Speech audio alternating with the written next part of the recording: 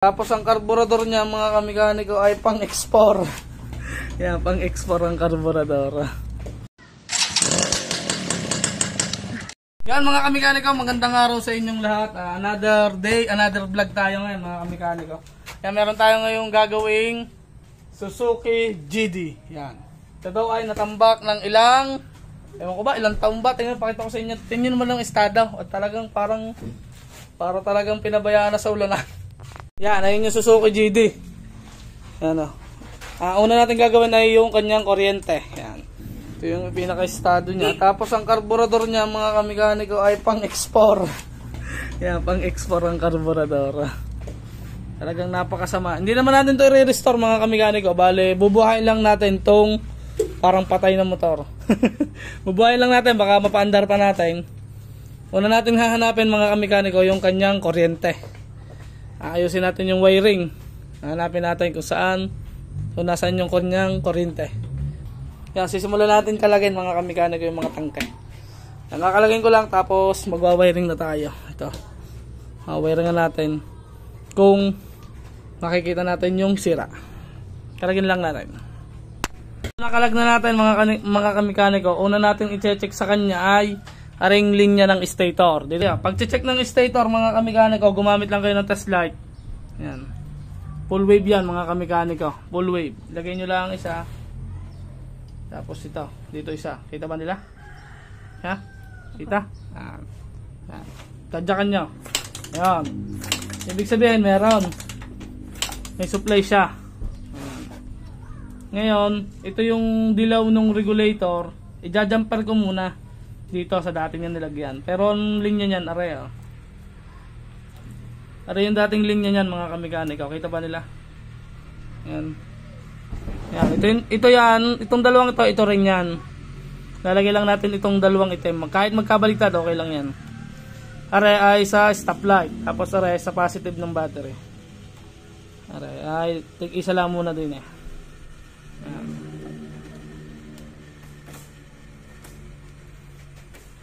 Ayan, check natin. Yan, ngayon meron na yan. Ngayon may linya na yan. Dito naman tayo sa CDI. Ang linya ng CDI mga kamekaniko na sususian. Para dito sususian pala muna.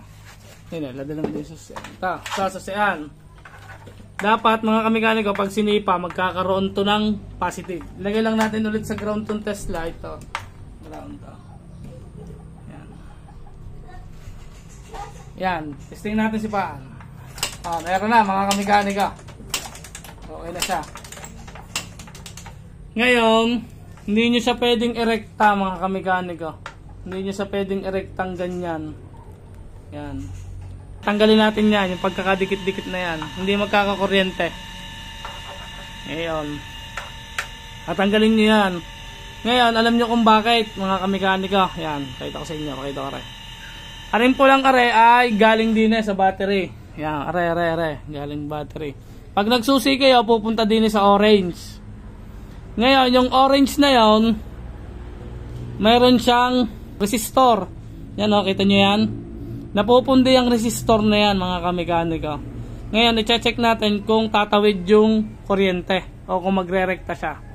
Ang pagre-rekta naman yan, mga kamekaniko, rekta nyo din tapos rekta are. Kasi aring orange na may dilaw, mga kamekaniko, orange na may dilaw, nasa susian din, pakita mo rin. Yan o, orange na may dilaw. Pumunta yan dito sa CDI. Ito yan. Yan. Orange na may dilaw.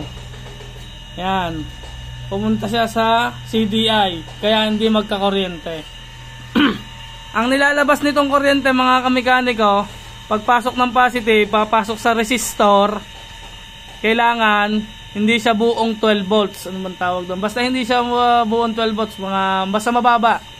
Papasok naman din sa kulay dilaw na orange. Yan. Kaya hindi nyo aring erekta.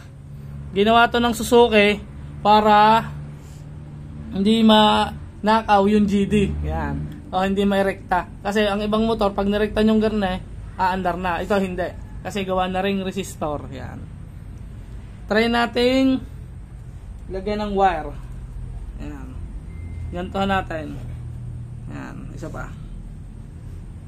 Yan, ganito ang rekta mga kamekaniko. Yan, pakita mo rin. Dito ang hawak. Tapos dito ang hawak. Yan. Try natin kung magkakakuryente.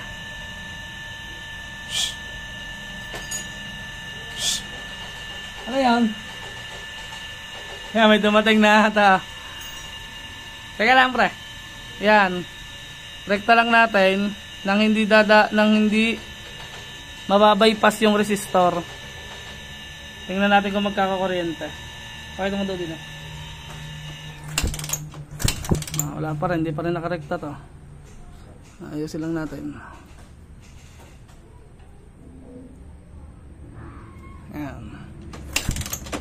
Wala pa rin. Ngayon, check natin yung mga grounding mga kamekaniko. Baka tanggal. Ano ba yun?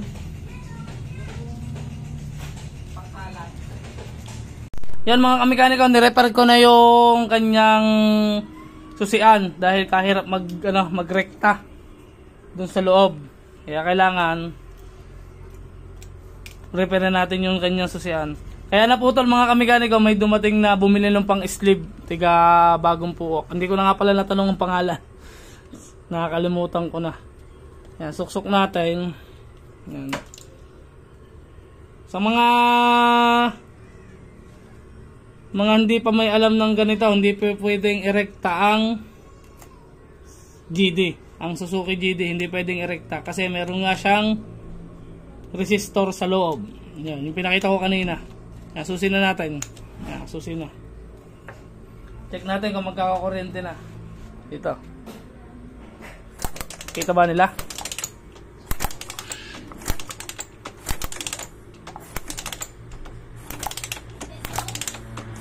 Ay, kuryente na.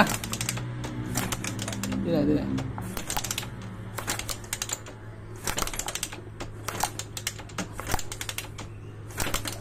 Hindi nyo makita. Kailangan mapokus yan. Hindi nyo kita. Kita ba, Rojon? Ha? Nakita na po. Nakita na ba? Yan.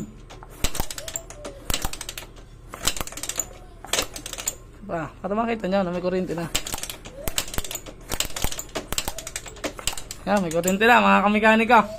Ngayon, ayusin muna natin tong wiring tapos lagyan natin ng bagong karburador. Tapos check natin kung aandar.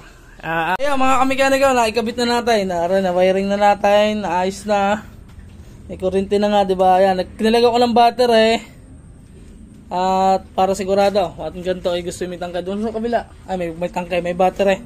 Ano nga pala, ang carburetor ay yung pang export pa rin at wala pa daw pambili ng bago. Try natin na rin, nilinis ko lang. Yan, nilinis ko lang yung carburetor nya. Bagong linis yan. Yan, binilang ko rin ng bagong spark plug. Ang nilagay na spark plug ay mahaba. Maiksi lang pala ito dapat. Ay, lagyan natin tangkay. Kung andar. Try. Malamig yan, malamig. Tama eh. Yan, tama na. Video mo ka at ating bubuhayan kung mabubuhay. Doon, sa kabila. Hindi ako ito din eh. Lagyan natin ng gas. Susa, yan. Nagana na rin yung susiyan. Practice. Hoy, ba yun? Naandar na agad.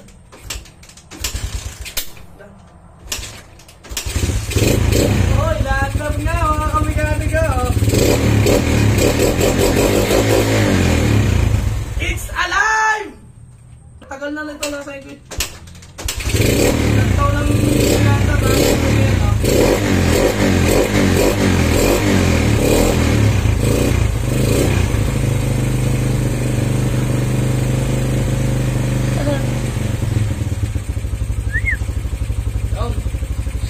hindi talaga mga kamekanika, hindi talaga bagay yung pang-export dito. Bagay siguro dito yung standard o yung pang 155, gano'n, convert. Talaga, napandar natin, yun o, nagbawild siya. Sasabihin ko lang sa mayari, kailangan natin palta ng carburetor talaga.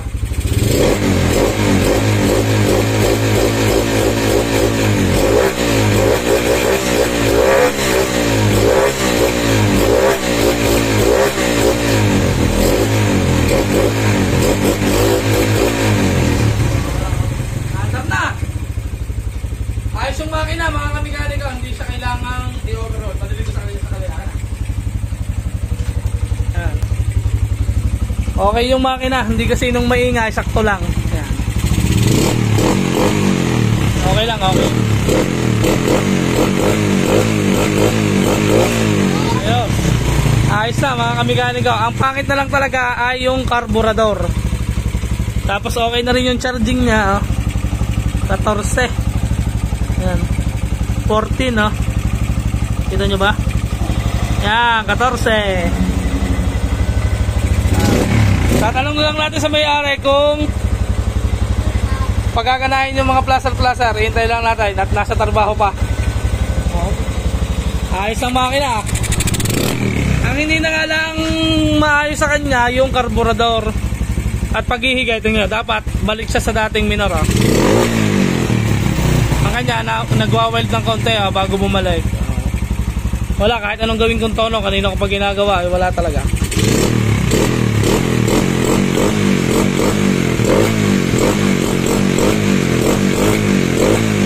Alright, nice na. Nabuhay na natin yung talata natin, hindi na mabubuhay. Mga kamikaniko. Nabuhay na natin yung GD. Yun nga,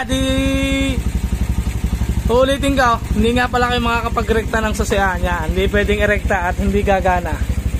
Ayan ha, ayun na, mga kamikaniko ha. Tinuro ko sa inyo, hindi pwedeng erekta kasi gawa nung hindi man capacitor yun, resistor. Yan.